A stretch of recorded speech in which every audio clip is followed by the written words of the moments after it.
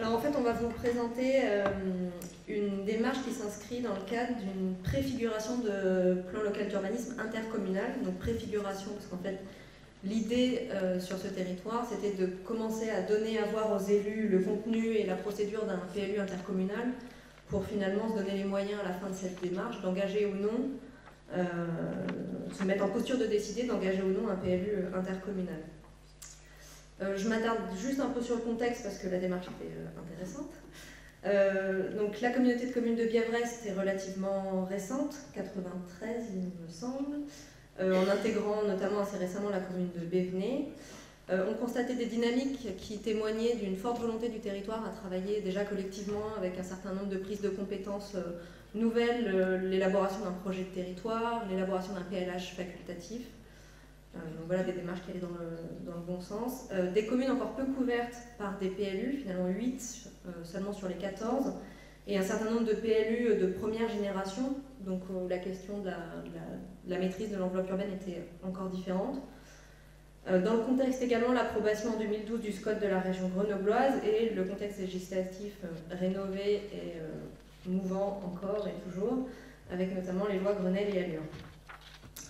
Les objectifs poursuivis par cette démarche de préfiguration de PLUI, c'était avant tout d'exprimer une vision commune du territoire, avec notamment la construction d'une connaissance commune du contenu, des contenus principaux des documents d'urbanisme locaux, une lecture partagée des dynamiques et des projets communautaires, et surtout commencer à avoir des représentations spatiales partagées de ces projets et de ces dynamiques. On avait assez peu finalement de cartes qui pouvaient représenter tous ces projets. La formalisation de ces objectifs dans un cadre de référence où l'idée était de s'engager sur un contrat moral, puisqu'on était encore sur une préfiguration, donc on n'était pas adossé à une procédure légale.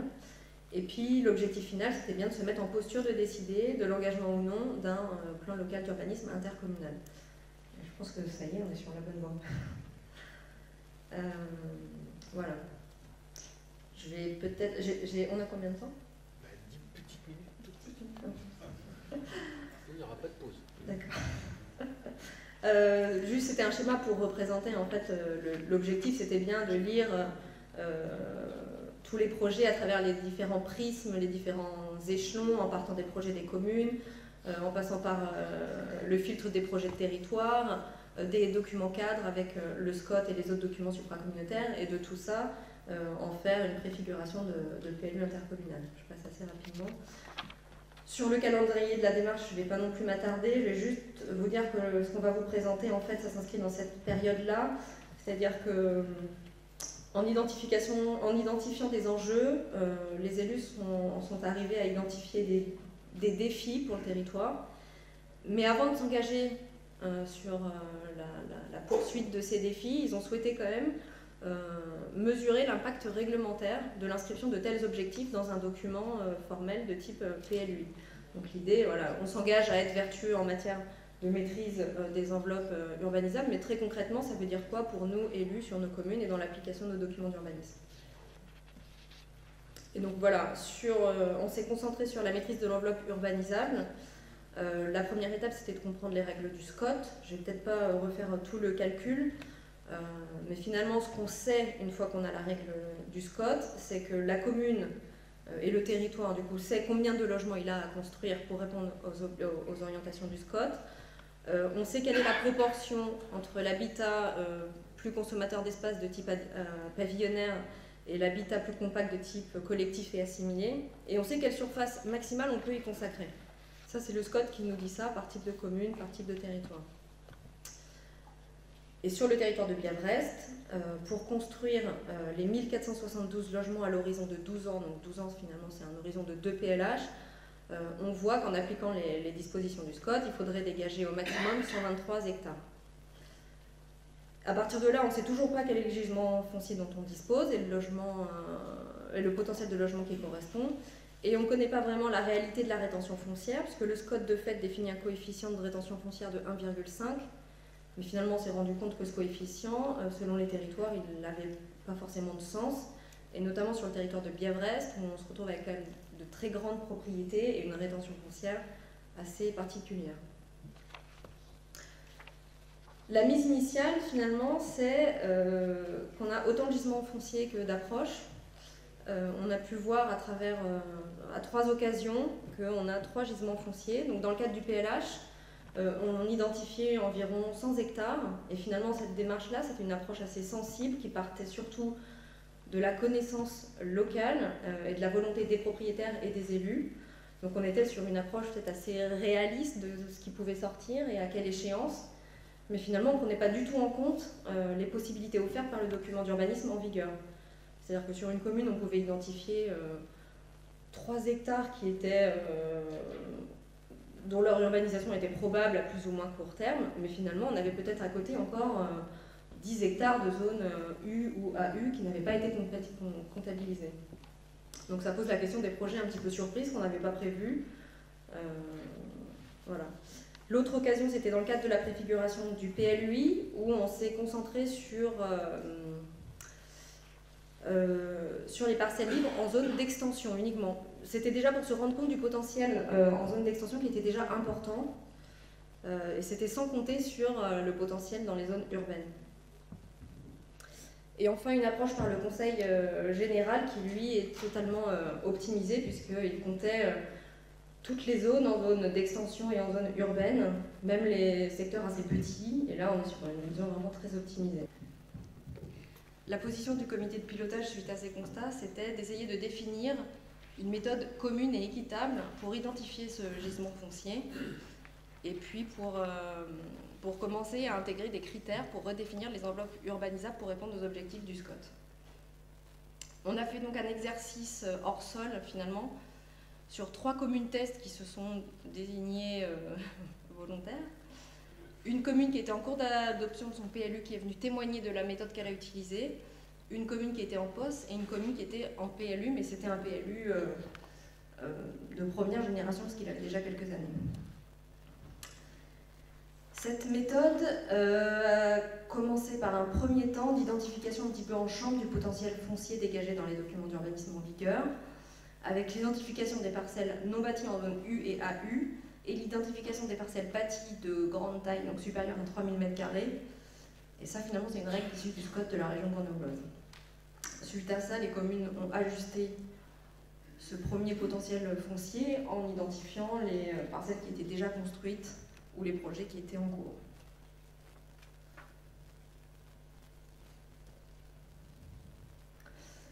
Le deuxième temps de la démarche, c'était un travail en commune pour identifier pour chaque parcelle, pour appliquer sur chaque parcelle des critères et des questionnements donc, qui portaient sur le besoin en foncier pour la commune pour répondre aux objectifs de production de logement du PLH et du SCOT, la présence de risques, de servitudes, les éléments de projet, les éléments de voirie et de réseau, les surfaces minimales acceptables, etc. etc. Et donc finalement, la méthode proposée, c'était de ne pas prendre ce gisement foncier comme un bloc, mais d'avoir une approche différenciée des parcelles identifiées, en y appliquant les critères évoqués donc, précédemment. Il apparaît que toutes les parcelles urbanisables n'ont pas le même niveau, ne sont pas porteuses des mêmes enjeux. Certaines parcelles sont plus ou moins pertinentes, de par leur localisation ou leur surface, et d'autres sont plus ou moins contraintes par le relief, les risques, la proximité des réseaux VRD, etc. Et dès lors, le potentiel foncier qui apparaît très important peut s'appréhender de façon différente et non en bloc. Vous n'hésitez pas. Donc finalement, on a essayé de dresser une typologie de ce potentiel foncier en s'appuyant sur une échelle de temps, c'est-à-dire à plus ou moins court terme. On identifiait les parcelles qui, a priori, étaient évidentes à conserver dans le potentiel foncier, des parcelles qui étaient pertinentes à moyen ou long terme, mais qui commençaient déjà à générer un potentiel foncier important, les parcelles qui avaient l'air inadéquates à moyen terme pour tout un tas de critères qu'on a vus précédemment, et les parcelles qu'il fallait déclasser parce que de toute façon elles étaient en dehors des limites permises par le SCOT. Donc là on va essayer de voir un exemple virtuel, je reviendrai sur les conclusions après. Vous voulez présenter Il vous reste une minute. On n'a pas souhaité vous présenter l'exemple sur les communes tests parce qu'elles ont préféré rester encore discrètes sur les résultats parce qu'on est vraiment sur un travail hors sol pour faire travailler les élus, mais l'idée n'était pas encore de communiquer sur ces résultats-là. Donc on a fait un exemple virtuel, je ne saurais même plus vous dire quelle est cette commune. Je passe peut-être là-dessus. Voilà, donc sur cette commune X, on part de l'hypothèse que le SCOT demande la réalisation de 90 nouveaux logements à l'horizon 6 ans. Donc 180 si on se met sur l'application de 2 PLH. On repart du zonage de cette commune X et on y applique les orientations du SCOT, à savoir une enveloppe globale au-delà duquel on ne peut pas continuer à urbaniser. La trame verte et bleue qui constitue déjà une contrainte également. Les limites stratégiques, donc vraiment les limites formelles à très long terme. Donc ça c'est le rappel en fait des objectifs qui s'appliquent à cette commune X, donc 180 logements à prévoir. La ventilation entre individuel et collectif c'est 40% minimum de logements autres qu'individuels. Environ 700 mètres carrés de consommation foncière à compter pour un logement de type pavillonnaire et 350 mètres carrés pour des logements collectifs et assimilés. Un coefficient de rétention foncière qui est supposé de 1,5, ce qui veut dire qu'il faudrait dégager pour répondre aux objectifs du SCOT 13,2 hectares sur cette commune X. Maintenant, on va regarder le gisement foncier réel permis par le document d'urbanisme de cette commune. Donc on identifie dans les zones U et AU toutes les parcelles libres. On y enlève les parcelles peut-être trop petites. Donc sur cette commune, on considère qu'en deçà de 350 mètres carrés, on est sur une parcelle trop petite. On identifie toutes les parcelles récemment bâties. Donc ça, c'est vraiment un travail qu'on fait avec les élus pour affiner la connaissance locale. Et ensuite, on distingue les différents espaces. Donc, on a de grands espaces libres en zone d'extension. Là, on a compté environ 15 hectares. Des grands espaces libres en zone U, donc de l'urbanisation immédiate, 15 hectares.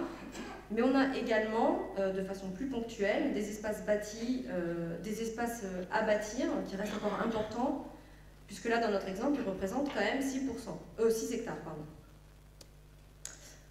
Donc sur notre commune X, on a 36 hectares disponibles, mais il ne faut en dégager que 13,2 au maximum pour répondre aux objectifs du SCOT.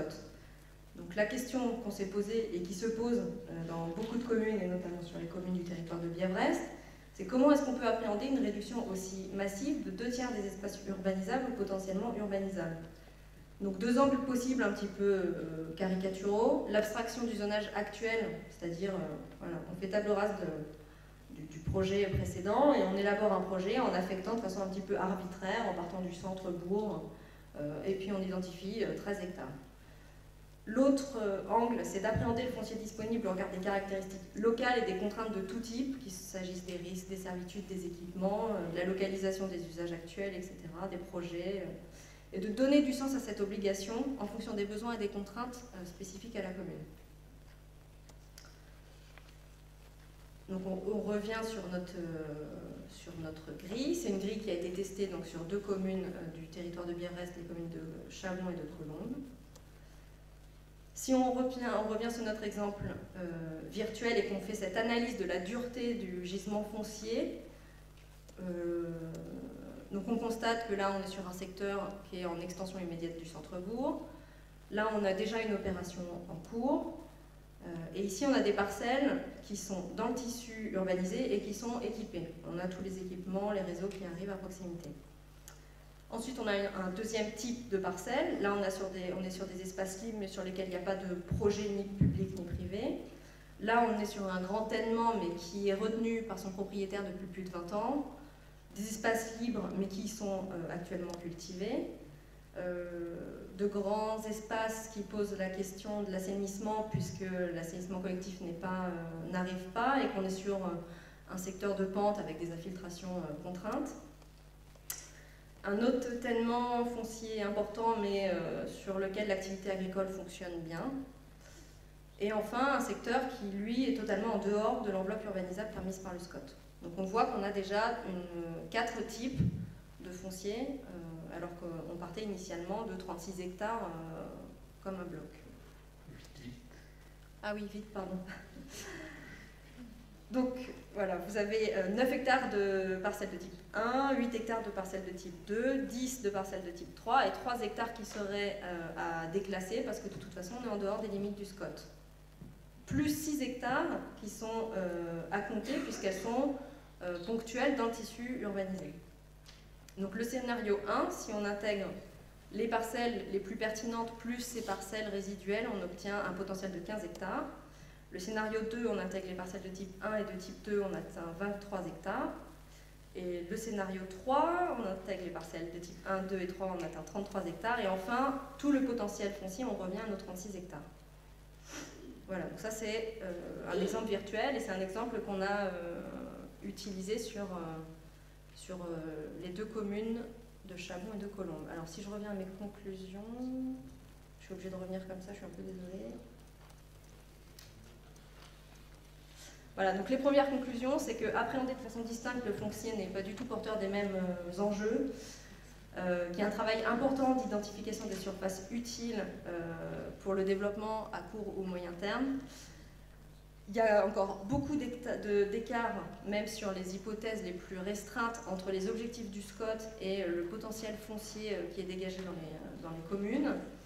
Donc il y a encore des éléments de la méthode à perfectionner pour aller au bout de la démarche. Il y a des éléments qu'il faudrait mieux prendre en compte, notamment cette fameuse question de la rétention foncière qui, à la fois, est plus importante sur le territoire de Bièvre-Est. Donc c'est jusqu'où est-ce qu'on prend ça, on prend cet élément comme un acquis et on est obligé de se dire qu'on a une rétention foncière plus importante. Et à partir de quand est-ce qu'on décide de mobiliser des outils pour lutter contre cette rétention foncière ? Les éléments qu'il faut affiner, c'est la capacité des équipements, les aléas naturels, etc., etc. Et donc finalement, on s'est rendu compte en construisant cette méthode commune qu'au-delà de la compatibilité du SCOT, l'idée c'était vraiment de chercher une meilleure maîtrise du développement, vraiment adossée au contexte local. Et surtout de se donner les mêmes règles du jeu, mais contextualisées. Voilà. En gros, l'idée de la démarche était surtout ça.